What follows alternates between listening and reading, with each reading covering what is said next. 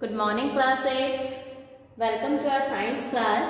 I am Saroj from McVision Raviraj World School, your science teacher. Okay, students, today we will start our chapter number 8. That's name is Reaching the Age of Adolescence. आज जो हम अपना chapter 8 start कर रहे हैं उसके बारे में बात करेंगे। चैप्टर का नाम क्या है? Reaching the age of adolescence, है ना। कि एडोलेसेंस वाली जो एज है होती क्या है, कैसे कोई एक इंडिविजुअल उस एज के अंदर पहुंचना है ना पहुंचता है, क्या चेंजेस उसकी बॉडी के अंदर ऑक्योर होते हैं, वो किस टाइप के चेंजेस हैं, बिहेवियर चेंजेस भी हो सकते हैं, हार्मोनल चेंजेस भी हो सकते हैं और फिजिकल चेंजेस भी बॉडी के अंदर हो सकते हैं। ठीक है, समझ आया। सबसे पहले एडोलेसेंस जो एज है वो कौन सा एज ग्रुप है ना, किस एज ग्रुप को हम एडोलेसेंस बोल रहे हैं। So a period of life when changes undergoes, है ना, leading to reproductive maturity is known as adolescence. यानी कि एक ह्यूमन बीइंग का जो कंप्लीट लाइफ स्पैन होता है उसमें से एक ऐसा पीरियड ऑफ टाइम, अपने लाइफ स्पैन का ऐसा पीरियड जहां पर बॉडी के अंदर वेरियस चेंजेस होते हैं और वो चेंजेस जो होते हैं वो लीड करते हैं किसको? रिप्रोडक्टिव मैच्योरिटी को। कोई एक इंडिविजुअल रिप्रोडक्शन के लिए मैच्योर होता है ना, उसके लिए बॉडी के अंदर जो चेंजेस होते हैं उनको हम बोल रहे हैं एडोलेसेंस। उस एज को हम बोल रहे हैं एडोलेसेंस। जनरली हम इसको दूसरा जो नाम है टीन एज, इस नाम से भी जानते हैं। एडोलेसेंस जो एज ग्रुप है उसको हम जनरली किस नाम से जानते हैं? Teen age. समझ आया? टीन एज से एडोलेसेंस से हमें नहीं समझ आया होगा, बट टीन एज से क्लियर हो गया होगा कि हम कौन से एज ग्रुप की अपने लाइफ स्पैन की बात करने वाले हैं अपने इस चैप्टर में। देखिए, एक लाइफ स्पैन क्या होता है? सबसे पहले तो हमें यही टर्म पता होनी चाहिए, लाइफ स्पैन। क्या होता है लाइफ स्पैन? बताओगे लाइफ स्पैन क्या होता है? A period of time from birth to death of a living being, है ना। एक लिविंग बीइंग के, चाहे वो प्लांट है, चाहे वो एनिमल है, चाहे वो ह्यूमन है, उसके बर्थ से डेथ तक का जो टाइम पीरियड होता है उसको हम बोलते हैं लाइफ स्पैन। तो ह्यूमन बीइंग्स का जो लाइफ स्पैन है उसको जनरली हम 4 या 5 जो एज ग्रुप्स हैं उसमें डिवाइड करते हैं। जैसे फर्स्ट सबसे पहले आता है इन्फेंट्री। सबसे पहला जो एज ग्रुप कौन सा आता है? इन्फेंट्री या इन्फेंट्स जो होते हैं, यानी कि न्यूबॉर्न जो बेबीज होते हैं टिल 6 मंथ, 1 से 6 मंथ का जो टाइम होता है जनरली उसको हम बोलते हैं इन्फेंट, है ना। उसके बाद चाइल्डहुड, बचपन जिसको हम बोलते हैं। इन्फेंट से हम कहाँ एंटर होते हैं? चाइल्डहुड में। और चाइल्डहुड से हम एंटर करते हैं कहाँ पर? कौन से एज में? एडोलेसेंस में। चाइल्डहुड का जो टाइम पीरियड होता है वो अबाउट 1 ईयर और about 6 month to 10 to 11 years होता है जो अपना चाइल्डहुड होता है। उसके बाद एडोलेसेंस वाली जो एज है वो स्टार्ट होती है 11। जनरली जो एवरेज हम मानते हैं वो होता है 11 ईयर टू 18 और 19 ईयर। ठीक है, लास्ट कब होगी? 18 to 19 ईयर। अब यहां से यहां देखिए जो एजेस के अपने ईयर है 11, 12, 13, 14, 15, 16, 17, 18, 19, है ना। इसीलिए हमने इस एज ग्रुप को कौन सा एज ग्रुप बोला? टीन एज बोला, है ना। जो इस एज के अंदर, चाहे वो मेल है चाहे वो फीमेल है, उसकी बॉडी के अंदर जो चेंजेस आएंगे वो चेंजेस उस इंडिविजुअल लिविंग बीइंग को रिप्रोडक्शन के लिए कैपेबल बनाते हैं। ठीक है, सो इस एज ग्रुप को यहां से जो हमारी एज होती है 11 to 18 और 19, जहां तक हम इस एज तक आते हुए 18 और 19 की एज तक आके कोई भी एक लिविंग बीइंग जो होगा, ह्यूमंस की हम बात कर रहे हैं, वो रिप्रोडक्शन के लिए कैपेबल होता है। ठीक है, मैच्योर पर्सन हो जाता है रिप्रोडक्शन के लिए, अपने जो यंग वंस होते हैं उनको रिप्रोड्यूस करने के लिए। ठीक है, अब इस बीच ये जो 7 और 8 ईयर्स होते हैं इसमें बॉडी के अंदर वेरियस चेंजेस ऑक्योर होते हैं। ठीक है, समझ आ गया।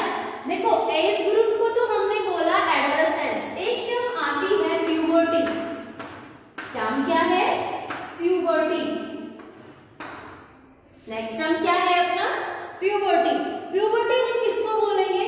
बॉडी के अंदर जो चेंजेस हो रहे हैं वो क्या है? कौन सी एज का एक ग्रुप तो हमने डिसाइड कर दिया, वो क्या है? एडोलेसेंस। लेकिन जो चेंजेस हो रहे हैं हमारी बॉडी के अंदर, चाहे वो मेल है चाहे वो फीमेल है, इस एज ग्रुप के बीच में वो हम स्टडी करेंगे किसके अंडर? प्यूबर्टी के अंडर। ठीक है, अब ड्यूरिंग प्यूबर्टी ह्यूमन बॉडी के अंदर जो चेंजेस होते हैं वो वेरियस टाइप्स ऑफ चेंजेस होते हैं। लाइक सबसे पहले फिजिकल चेंजेस, बॉडी में किस टाइप के चेंजेस हो रहे हैं? Physical changes. ठीक है, फिजिकल चेंजेस हो रहे हैं। दूसरा हार्मोनल चेंजेस हो रहे हैं, हार्मोनल चेंजेस हो रहे हैं। देन बिहेवियरल,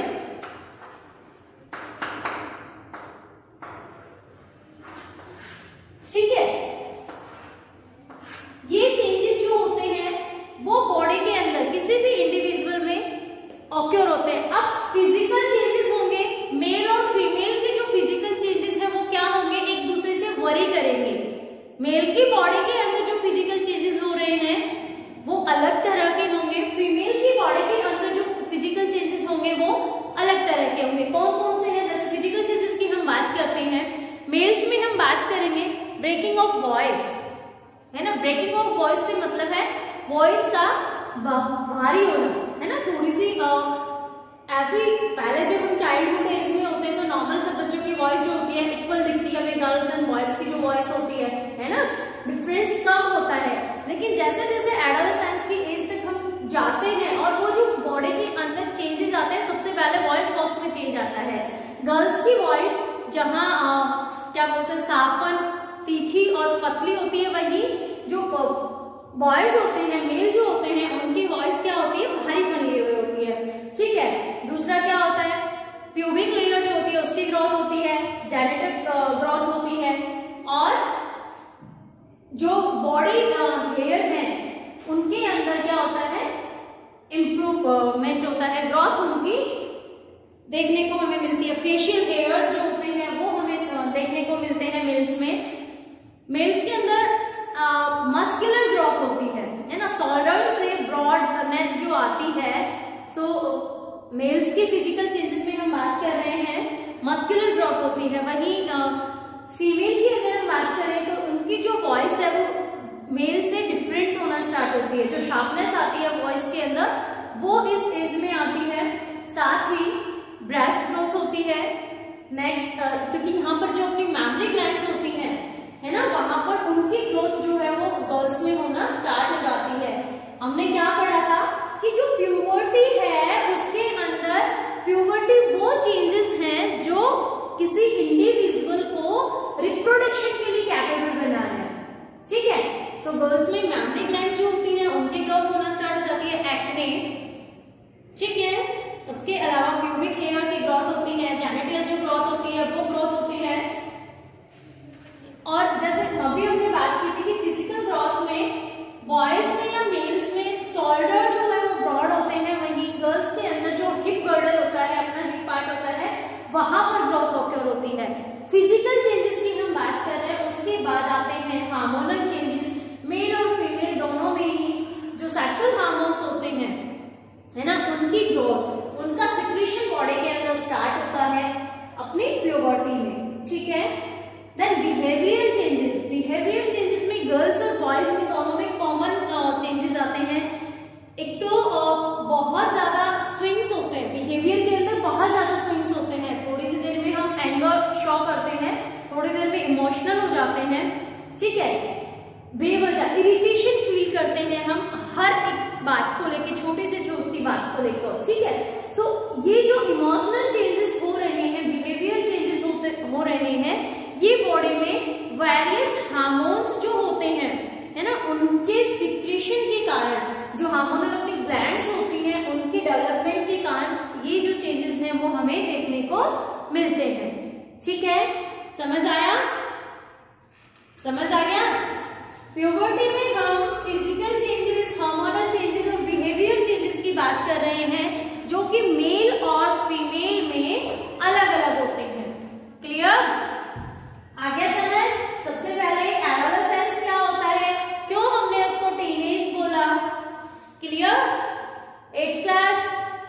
इससे आगे इस चैप्टर में जो हम डिस्कस करेंगे और कौन से कैसे जो मैच्योरेशन होती है ना, कैसे मैच्योर होते हैं, कैसे कैपेबल होते हैं प्रोडक्शन के लिए, इन चेंजेस के अलावा बॉडी में और कौन से चेंजेस ऑक्योर होते हैं, उनको हम अपने नेक्स्ट लेक्चर में डिस्कस करेंगे।